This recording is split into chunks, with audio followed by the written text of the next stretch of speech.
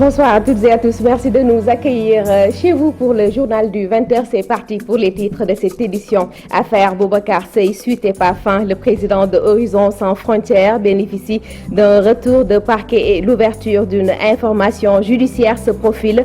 Ses avocats parlent de règlement de compte pour des raisons inavouées.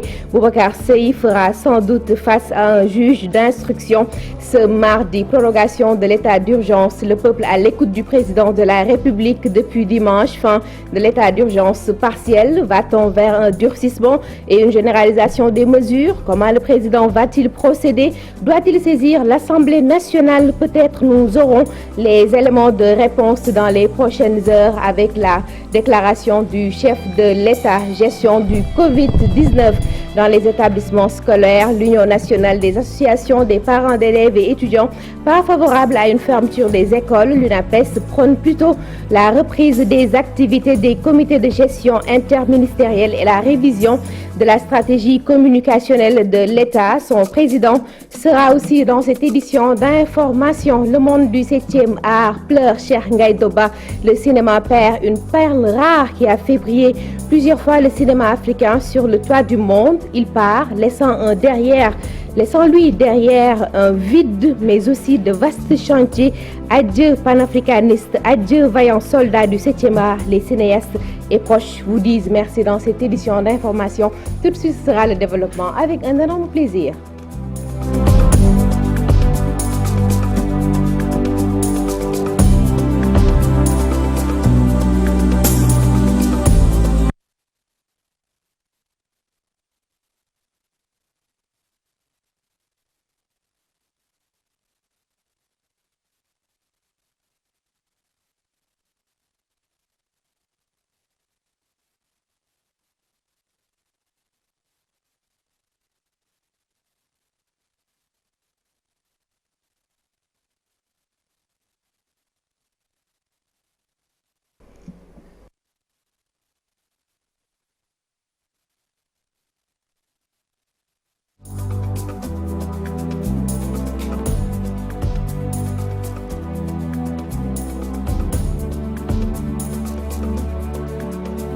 Encore une fois, bonsoir à toutes et à tous. Merci de nous accueillir chez vous pour le journal de 20h que nous démarrons avec l'affaire Boubacar Seye. Le procureur de la République envoie le dossier en instruction. Le parquet compte demander l'ouverture d'une information judiciaire contre le président de Horizon Sans Frontières. Surprise et étonnement pour ces conseils qui parlent de règlement de compte pour des raisons inavouées. Selon eux, leur client a juste sonné l'alerte, ce qui ne peut guère constituer un délit. Juste pour rappel aussi, Boubacar Seye fera peut-être sans doute face à un juge d'instruction ce mardi. La télévision Futur Média suit cette actualité pour vous afin de vous servir. Et nous restons avec l'arrestation de Boubacar Seye, l'ONG Sans Frontières, bien sûr, une arrestation qui est diversement appréciée. Si le président de l'ONG Ota Africa estime que l'État devait mener une enquête au lieu de l'arrêter, pour le secrétaire général à la présidence,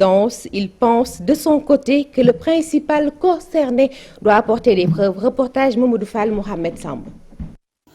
L'affaire Boubacar Seye de l'ONG Horizon Sans Frontières fait débat. Arrêté dès son retour au Sénégal, le président d'Horizon Sans Frontières avait affirmé que l'État du Sénégal a détourné les 118 milliards de l'Union européenne destinés à la lutte contre l'immigration clandestine. C'est que le président d'Otra Africa fustige pour lui. La réponse de l'État devait être autre. Boubacar a probablement dit un montant. Est-ce réellement ce montant qui a été reçu? Mais je pense qu'une clarification de l'État du Sénégal aurait été le meilleur que de le mettre en détention. Il n'y a pas de diffamation là-dessous, puisque Boubacar n'a cité personne et n'a indexé aucune institution. Il est avéré pour l'opinion publique comme pour l'État. Et ce qui est évident est que l'Union européenne a injecté de l'argent sur la question de la migration. Ça, c'est une évidence. Donc, demander l'audit de cette somme, c'était civil. Pourquoi le mettre en détention par rapport à cette question? C'est ce qu'on ne comprend pas. Il n'aurait pas mérité d'être en détention après le retour de ses vacances. Mais pour le secrétaire d'État, Boubacar Seye, à l'occasion rêvait d'apporter toutes les preuves de ces allégations. Parce que je connais l'homme et je ne le souhaite pas vraiment à la prison ou autre. Je pense que c'est lui-même qui devait saisir de cette belle opportunité, de cette belle occasion, pour remettre toutes les preuves qu'il détient par devers lui et qui prouve ces allégations et à la justice, et au peuple sénégalais, et à l'opinion internationale. Donc le gouvernement du président Macky Sall est un gouvernement responsable. Avant même d'avoir l'argent des partenaires, combien de ressources ont été levées sur notre propre budget national et investies sur la jeunesse. Déféré au parquet ce matin, Boubacar Seye a bénéficié d'un retour de parquet en attendant que le procureur envoie son dossier en instruction. Merci beaucoup Maud Fall. La télévision Futur Média qui suit cette actualité. Pour vous, parlons d'une autre actualité, la prorogation de l'état d'urgence. Les Sénégalais, toujours à l'écoute du chef de l'État. Que va décider le président Macky Sall? Comment peut-il procéder? Va-t-il saisir l'Assemblée nationale? Élément de réponse avec Ibrahima Kane. Sera-t-elle prolongée pour Dakar et Thiès avec un ajustement des horaires? Officiellement, personne ne saurait répondre. Tout le Sénégal reste suspendu à une éventuelle décision du chef de l'État.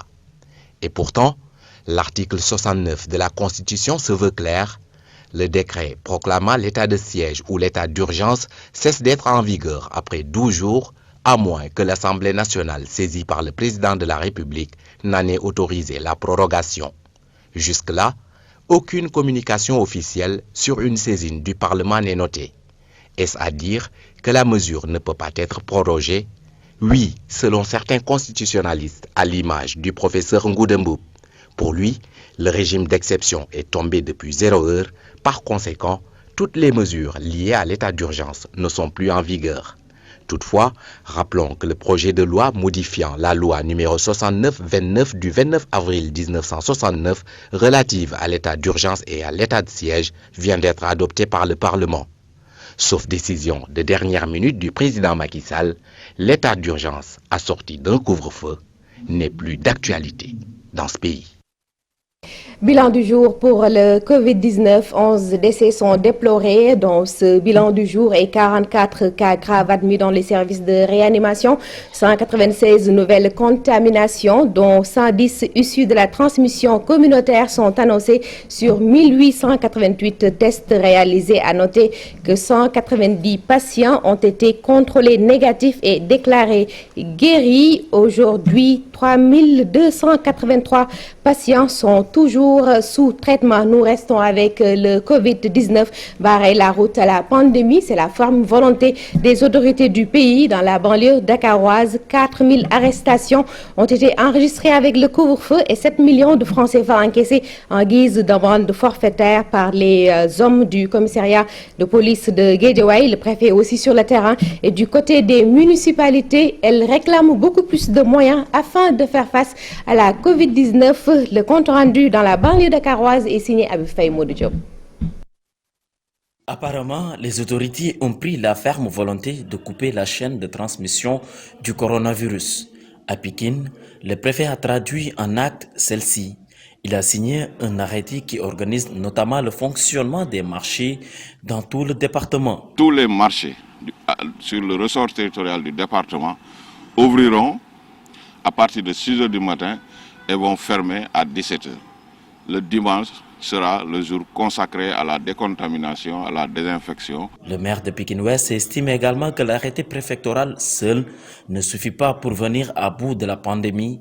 Pour lui, sa municipalité n'a plus les moyens pour faire face à la menace. Un certain temps, gis nañ ne ñu bari dañoo xaw a xaarandi li tax ñuy xaar nag c'est pas parce que bëgguñu koppar yee xaw a manqué te foofu appel rek laay lancé président de la République collectivité territoriale yi soxlawaat nañ perfusion.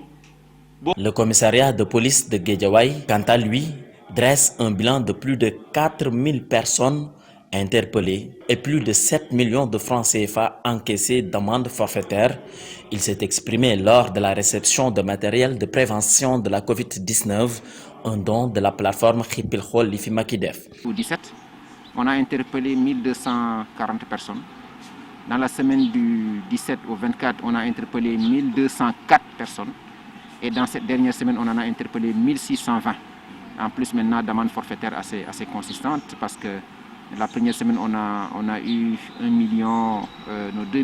700 et quelques mille.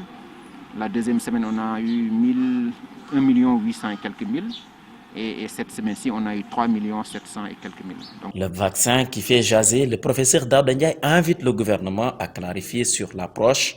Continue de nous édifier, de clarifier sur d'abord l'approche en termes de vaccin qui a été choisi, l'approche par rapport à la nécessité d'aller vers la vaccination, mais également à la date et au nombre. Tout ça, je pense que si l'État, en tout cas le ministère, les autorités parviennent à clarifier, édifier l'opinion et les scientifiques de façon inclusive, hein, le corps médical, les scientifiques, par ricocher la population à travers la communauté, je pense que ces zones d'ombre qui aujourd'hui soulevées un peu partout pourraient être en tout cas levées.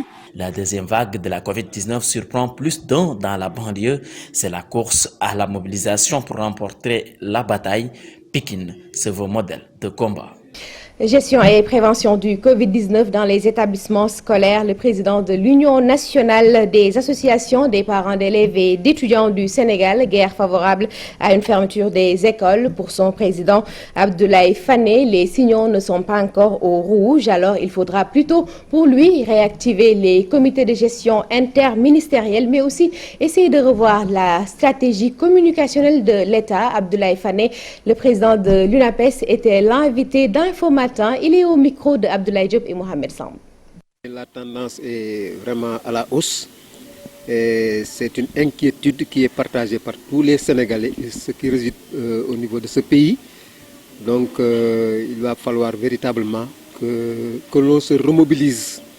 Parce que le constat, il est général. Dans ce pays, on a comme l'impression qu'il y a eu un relâchement total, tant au niveau des autorités en charge de cette pandémie, bien que le ministère de la Santé fait beaucoup d'efforts du point de vue des informations, et je précise des informations, mais au niveau de la communication, ça pêche véritablement.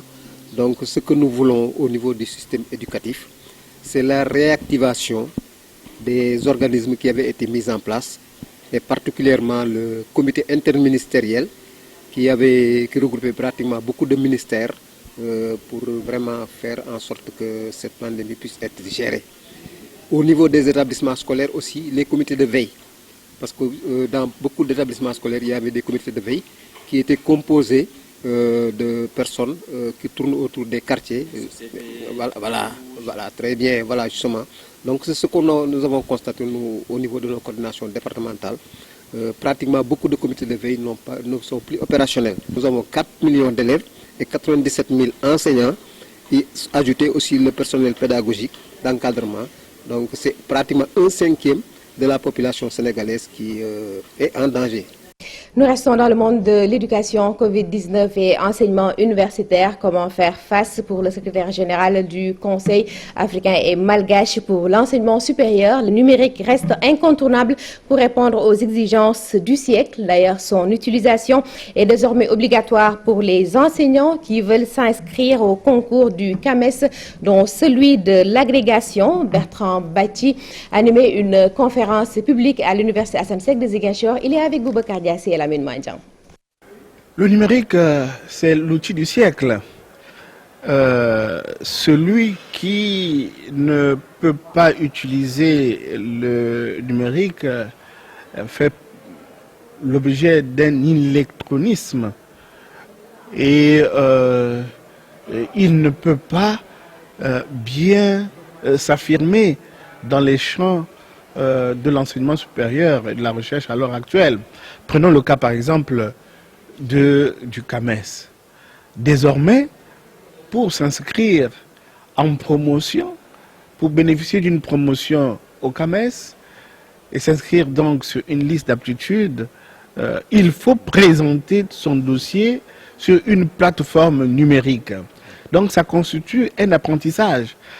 Ça constitue un apprentissage. Et également, nous avons vu, et la Covid nous y accélère, nous avons vu que avec les limites, les contraintes que nous impose la Covid de ne pas nous réunir, d'éviter les déplacements en groupe, etc., on est obligé d'utiliser le numérique. Donc, pour ne pas bénéficier d'un chômage prolongé ou d'une retraite prolongée, les enseignants ont intérêt à maîtriser ces outils-là. Quittons le monde de l'éducation pour un autre secteur. Programme de vaccination des animaux. Les vétérinaires du Sénégal réclament 2 ans de paiement pour les spécialistes de la médecine des animaux. L'État n'a respecté aucun de ses engagements. Aujourd'hui, à bout, il compte durcir le ton afin de faire réagir les autorités. Dr Issa Kane, vétérinaire en service à Mbour, que nous écoutons avec nos représentants sur place, Abdourahmane Diallo et Mamadou Gueye. Les contrats qui nous lient avec l'État en rapport avec le mandat sanitaire ne sont pas respectés. Parmi ces contrats, il y a le fait de mettre à la disposition des intervenants le vaccin en début d'opération. Ça, c'est un. Cela n'est pas été respecté. Deuxièmement, de payer l'opérateur avant la prochaine campagne de vaccination. Cela aussi n'est pas respecté. De faire en sorte aussi que les services de l'État appuient le mandataire dans ses actions, mais ne lui crée pas de problème. L'État, en ce moment, exploite une clause unilatérale parce que lui, de son côté, il ne respecte pas les contrats du mandat sanitaire. Et malheureusement, ça fait 2 bonnes années, que l'État n'a pas encore payé les subventions. Et nous entrons dans une 3e année avec cette campagne actuelle qui vient de démarrer. Donc, il est important que cette question vraiment soit mise en avant. L'autre question, c'est justement ces mêmes campagnes de vaccination, vous savez, dépendent d'un facteur principal, c'est le vaccin. Nous lançons un appel aux autorités, au président de la République, et là je vous dis que c'est ce qui représente la crème des intervenants dans la santé animale, qui sont les docteurs vétérinaires, qui ont travaillé pour l'État et au bénéfice des éleveurs pendant 2 ans, n'ont pas été payés. Merci beaucoup Abdourahmane Diallo et Mamadou Gueye. 2001-2011, le mouvement Y en a marre souffle ses 10 bougies, un mouvement de contestation pacifique qui a participé à la 3e alternance en 2012 et qui a beaucoup œuvré dans la consolidation de notre démocratie et la construction citoyenne avec le concept NTS, nouveau type de Sénégalais. 10 ans de lutte, 10 ans de contestation, 10 ans, un parcours retracé par Alassane Ba. 18 janvier 2011, 18 janvier 2021, 10 années d'existence, 10 années d'engagement. Y en a marre, un groupe de contestation pacifique sénégalais créé par un collectif constitué de rappeurs comme Kergui et des journalistes tels que Fadel Barro ou Aliou Sané. À l'époque, le mouvement ne pouvait pas digérer les coupures d'électricité dues, selon lui, à la gestion gabégique du régime du président Wade. L'heure n'est plus aux lamentations de salon et aux complaintes fatalistes face aux coupures d'électricité. Nous refusons le rationnement systématique imposé à nos foyers dans l'alimentation en électricité. La coupe est pleine, avertissait Y en a marre. Il se fixe alors l'objectif d'inciter les Sénégalais à voter, à renouveler le personnel politique, à lutter contre la corruption et promouvoir le civisme. Y en a marre a joué un grand rôle dans le départ de l'ancien président du Sénégal, Abdoulaye Wade, ce qui lui a donné plus de visibilité. Symbole d'une jeunesse révoltée ou pas, leur action a inspiré beaucoup de jeunes qui se sont mobilisés en fonction du contexte politique. D'avril à août 2011, ses membres lancent une grande campagne pour convaincre les jeunes à s'inscrire sur les listes électorales afin de participer à l'élection présidentielle de 2012. Le mouvement arrive à stimuler les inscriptions. Jusqu'à 357 000 nouvelles inscriptions sont enregistrées, un taux record. Tout au long de l'année 2011, ils organisent des manifestations, foires aux problèmes et sittings sur la place de l'Obélisque. 23 juin 2011, une manifestation contre la candidature du président Wade se tient devant l'Assemblée nationale et provoque le recul de ce dernier. Le 15 février 2012, ces manifestations sont interdites par le gouvernement. Le 16 février, 3 membres du collectif sont arrêtés pour avoir participé à une manifestation interdite à la place de l'Obélisque, place de la Nation. En 2013, la nouvelle devise du mouvement est Dox ak sa gox, à savoir marcher avec sa collectivité, pour veiller ainsi à la démocratie et à la bonne gouvernance. Aujourd'hui, le mouvement n'est plus ce qu'il était en 2011-2012. Le contexte a changé, même si certaines revendications demeurent. Y en a marre compte poursuivre ce combat au nom de la démocratie. Ils veulent bâtir le yanamarisme comme une philosophie d'action fondée sur une citoyenneté active et constructive. Le parcours d'un mouvement de contestation retracé par Alassane Ba, cinéma africain. Cheikh Ngaïdo Ba, un géant du 7e art, quitte la scène et laisse un grand vide. Panafricaniste engagé, grand militant du cinéma africain, le membre du Conseil économique, social et environnemental part et laisse derrière lui énormément de chantiers selon ses proches. Parcours, témoignage recueilli par Maïmouna Ndiaye et Jafar Ba. Quand j'entends Ngaïdo dire que face au continent africain, ma famille ne compte pas. Je crois que c'était trop fort comme propos. Et ça se reflétait aussi dans sa démarche. Il était secrétaire général de la zone UEMOA de la FEPACI, la Fédération panafricaine des cinéastes. Il fait partie des fondateurs. Il a milité dans la FEPACI depuis très longtemps pour parler un peu de son élan, son énergie qu'il dépensait pour parler du continent africain. Chaque fois que je parle de Ngaïdo Ba à la RTS, je dis toujours les premières images du groupe gambien Ifambondi au Sénégal, ce sont des images de Cheikh Ngaïdo Ba. Nous avons perdu aujourd'hui un militant, j'allais dire un combattant, quelqu'un qui avait le verbe haut pour parler de ce cinéma sénégalais. Aujourd'hui, je ne parle pas du cinéma sénégalais, je le dis en particulier, mais c'est le cinéma panafricain qui vient de perdre un combattant, un homme engagé, un militant. Toutes les générations lui doivent une reconnaissance parce que c'est quelqu'un qui était sur toute la ligne, sur les combats pour qu'on ait une industrie cinématographique. Donc il était sur le front. Comme je disais tantôt, quelqu'un qui a vraiment le verbe haut et qui a renoncé à beaucoup de choses, y compris même la réalisation, mais rester dans l'environnement pour parler toujours et de rappeler aux autorités également que nous devons, en tout cas qu'on doit avoir une industrie cinématographique. Au dernier FESPACO, où le thème c'était cinéma africain et mémoire, dans le cadre du cinquantenaire du FESPACO, il plaidoyait, disait et recommandait que les historiens travaillent avec les cinéastes africains pour reconstituer, valoriser notre mémoire collective, notre patrimoine africain audiovisuel. Ses rêves, c'était de voir les salles de l'Union africaine. Donc dans chaque pays, une salle de cinéma parrainée par l'Union africaine ou l'UEMOA pour que les images de l'Afrique puissent être diffusées, pour être vues par les fils de l'Afrique. Des témoignages recueillis par Maïmouna Ndiaye, toutes les condoléances du groupe Futur Média à sa famille, au monde du cinéma sénégalais, mais aussi au cinéma africain.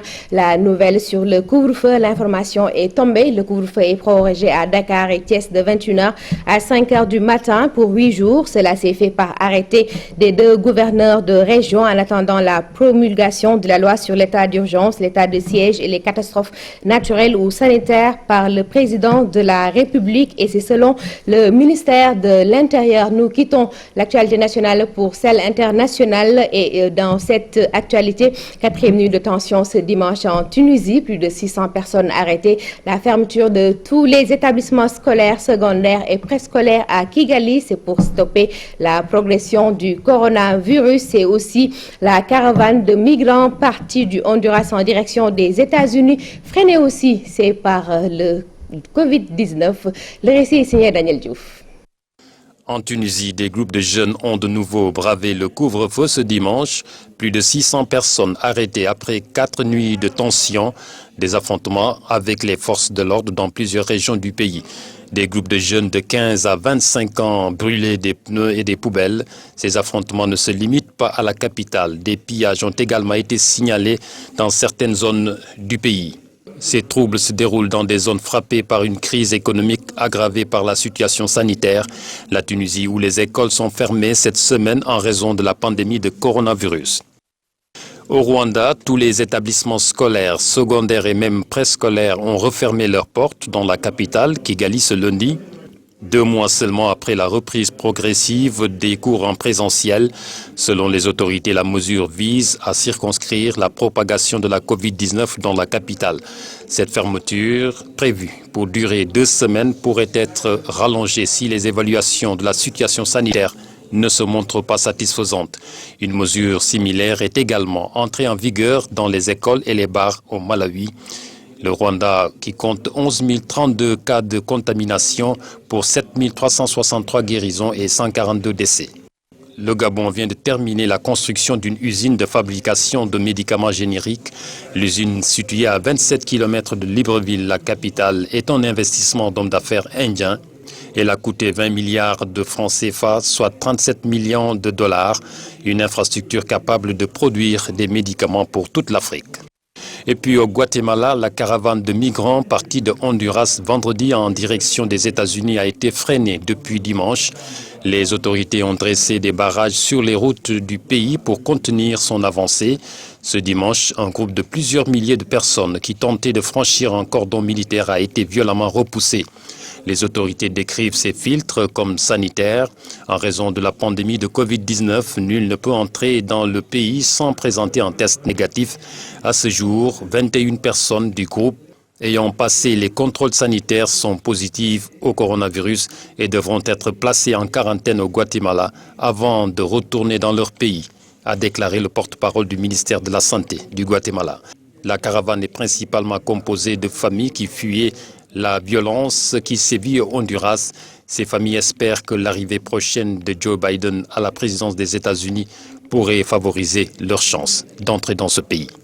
Daniel Diouf, merci beaucoup. Après la page internationale, attaquons la page des sports que nous démarrons avec du football Ligue 1. Le leader Jambar qui perd ses premiers points, l'US Gorée, lanterne rouge, qui gagne son tout premier. Teungueth FC qui remporte son premier match, un total de 17 buts inscrits. Les faits saillants de cette troisième journée de Ligue 1, résumés par Chersad Boudjara.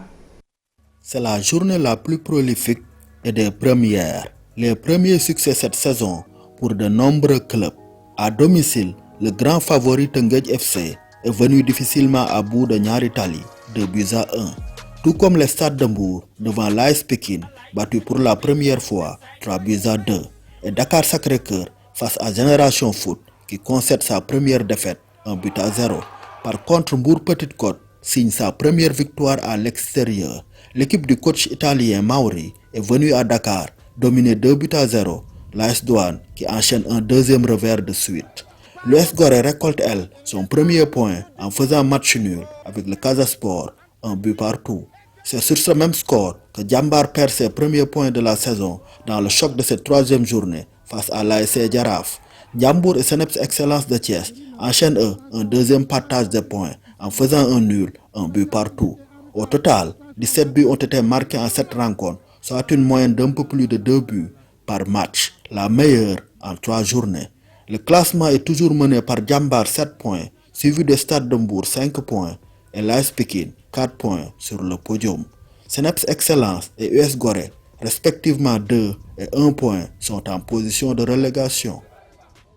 Chersad Boudjara, maintenant parlons basketball. L'US Ouakam sans pitié face à l'ASFA, 93-51, et l'ASFO qui inflige à la Jeanne d'Arc sa première défaite, 59-52. Succès en autant de sorties. Le compte rendu est signé Ibrahim Khan Hamoudouba.